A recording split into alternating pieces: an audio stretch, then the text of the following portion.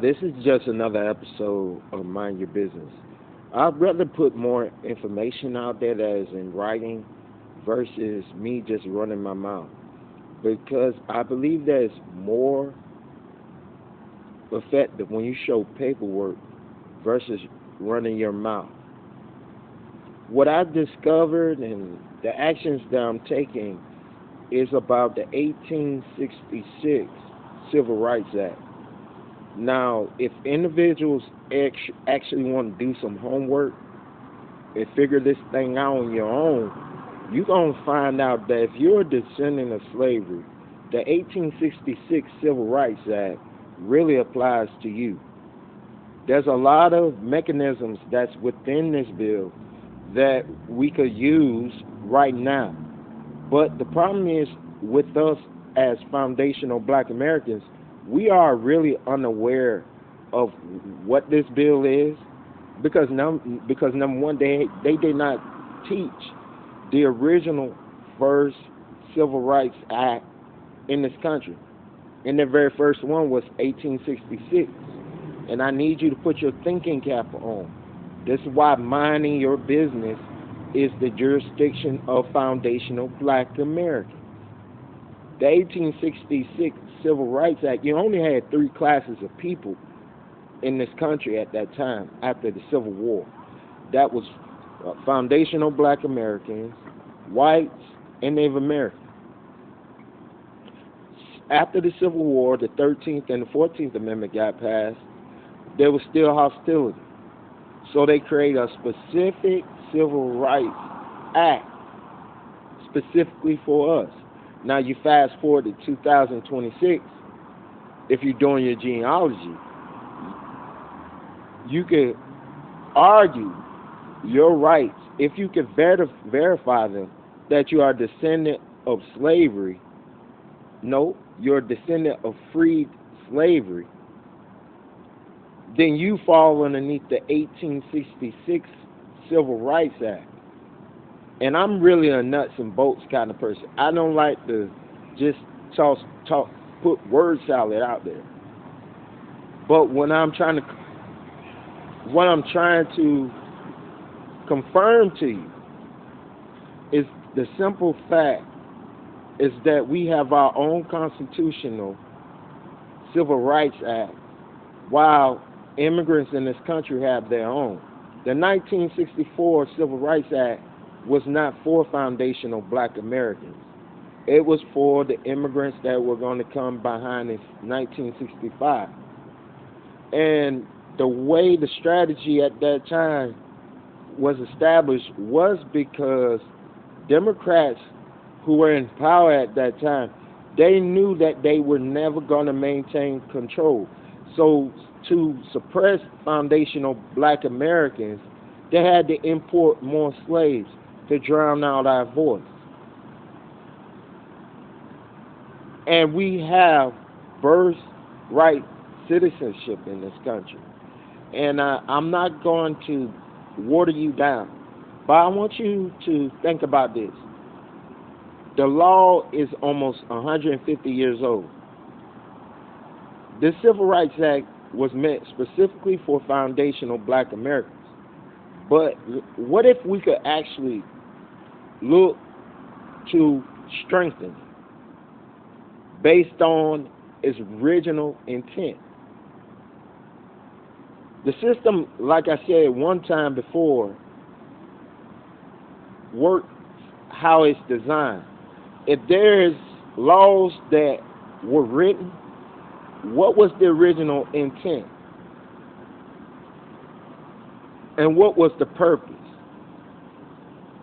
And my question to y'all, do you actually know that this law is still on the books? And do you understand that we actually are delineated from the rest of the Black diaspora? Democrats are trying to hold on because of their voting base is drying up. And the only people they know that they can lean on right now is immigrants. Because they done pissed off a lot of people. And I'm not going to really focus on that. But I have to make this clear point. Because, number one, They killed Malcolm X because he was always right. But when King knew he sold us out, it was too late. The damage was already done. But he tried to redeem himself from the actions he took when he tried to make another move to go get our check. But you know what happened to him? They killed him. So my point is to y'all this morning, as foundational Black Americans, I challenge in my local community of Duval County, Jacksonville Transportation Authority, based on the 1866 Civil Rights Act, could, in their procurement, could they create a carve-out? Could they create a carve-out specifically for foundational Black Americans who come from the descendants of freed slaves? I think it's a possibility because we have laws on the books. And I want you to think about that from a federal, state, local level. All different power structures can do it because you have laws on the books that are at the top that can make that possible. But my idea to you is that I am challenging also our public library system to facilitate a training program for foundational Black Americans to learn about the 1866 Civil Rights Act, to become more aware of what it is and who it was meant for. Because if you're doing your genealogy and you can find relatives, maybe 5 generations back, that was classified Negro, then chances are you fall underneath it. And it gives us, as a separated class of people in this country, to push for an amendment to strengthen this bill based on its original intent.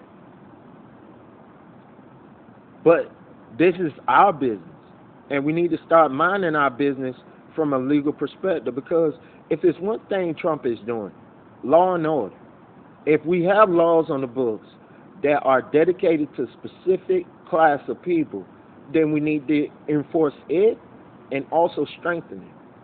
So for this episode 2, I want you to start thinking about the 1866 Civil Rights Act. It's common sense, but I also want you to help me do 2 things, public.